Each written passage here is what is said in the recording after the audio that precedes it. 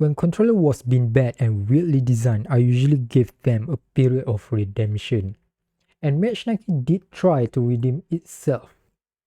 This is my long-term review of Machenike G6, the most advanced Hall sensor controller, which those titles may have been cheap and crippled by their own hand. Since the last video with G6, this controller has since got an update, and one of the stuff that they fix on this controller is its speed. At this moment, this is probably the fastest controller that you can buy under $100. You might think, well, Sony have done it, and you are correct, but not as good as this one. Latest update made this controller has the most accurate latency call among DualSense DS4 and GameSir T4 Khalid.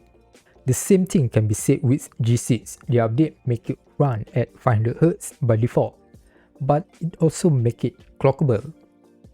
I don't try to go until 2K or 4K. 1K is pretty hot to touch, and very high polling rate also reduce your controller chip lifespan. So try it if you want. They also fixed the Circularity, sort of. During the previous video, I got the emergency update from Machenike version 9.99, which addressing the issue with Circularity. The latest update also fixed few stuff like adjustment in the app, but the box Circularity, they bring it back a bit. Machenike just want to shove their own FPS ideal into player mouse, and you can't fix it. While on the right side, it's just like that circle, like a steering wheel. No up, no down. You know what their spots say about the boxy joystick? It's especially designed by our engineer. They even sent me a picture of the joystick profile, and this is what they said in the patch note. It was never by design. Whoever engineered that doing the job making this controller, they are clearly don't give a shit about their work.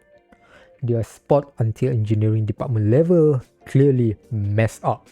This controller also has a removable thumbstick cap and phone holder slot.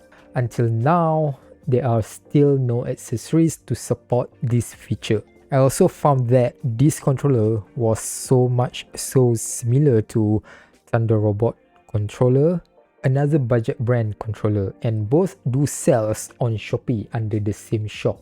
Okay, this can sound skeptical for budget brand, but many budget brands do make a good device. But when you sell a $70 controller with a feature for accessories but never have accessories like ever, because your accessories on another brand,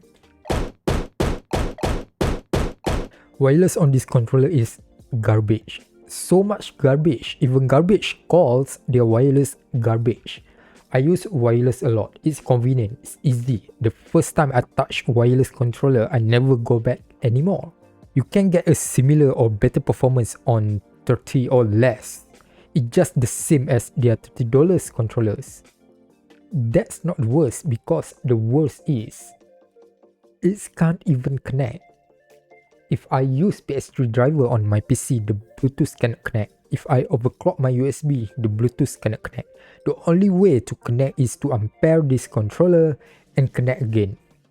Maybe it's not compatible with my Realtek card, maybe it's just firmware, maybe this, maybe that. It's still annoying. What's the solution? 2.4 GHz dongle. And this one sucks too. The performance even worse than Bluetooth. In every way possible. Connecting is so annoying. You need to get this close just to pair it.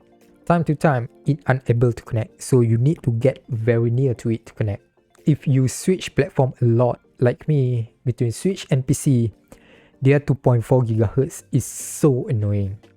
Because it's overlap with the Switch mode, every time I need to change platform, I need to do again the pairing process. In these 3 months, I also get one issue, quite common with chip controller, a faulty micro switch. The back button already starts to fail on me. Time to time, when I press, it just won't connect. It's so frustrating in Apex when you go for a fist fight, you do button smashing and it doesn't connect. At first, I thought maybe animation delay. Until I tested in Genshin, it became more freaking apparent. I'm a light press user. You still need tactile feedback, but you want it quick. Immediately, a certain finger position, this back button fails to register. Easy solution, just freaking press harder. But hear me out. This is a symptom. Sooner or later, the more I use this, it will start to become worse and probably just fail entirely. You still want a tactile bump because it stops you from accidental input. If I want a linear switch, I will choose a switch that was designed with a linear profile, not a failed switch. But this micro switch is on the pad and other buttons too. At the time of the real failure occurs, I think it will still register input just fine. It just you lost your clicky bump that you paid for. Overall, with micro switch, still less frustrating than the garbage wireless. However, this whole controller experience actually can be digested if only this thing is not 30% more expensive than what 8-bit do and FlyDigi offers. 270 over here. 8-bit do 170, 180 and FlyDigi just 220. G5 Pro even more expensive, and I don't even know what issue that will come out. Somebody needs to convince me to even try that.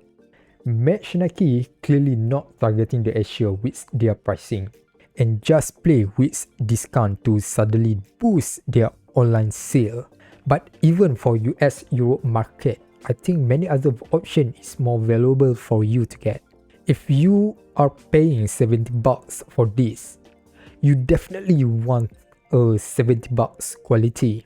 Not everyone in this world can afford 70 bucks for entertainment device, but human needs to spend on entertainment, else we will be mentally exhausted, and this thing sipping my energy. That's all about it. I think I'm done with this guy. Wired, champion. Wireless, garbage. Kuzu, scum, lies on earth. By the way, next video.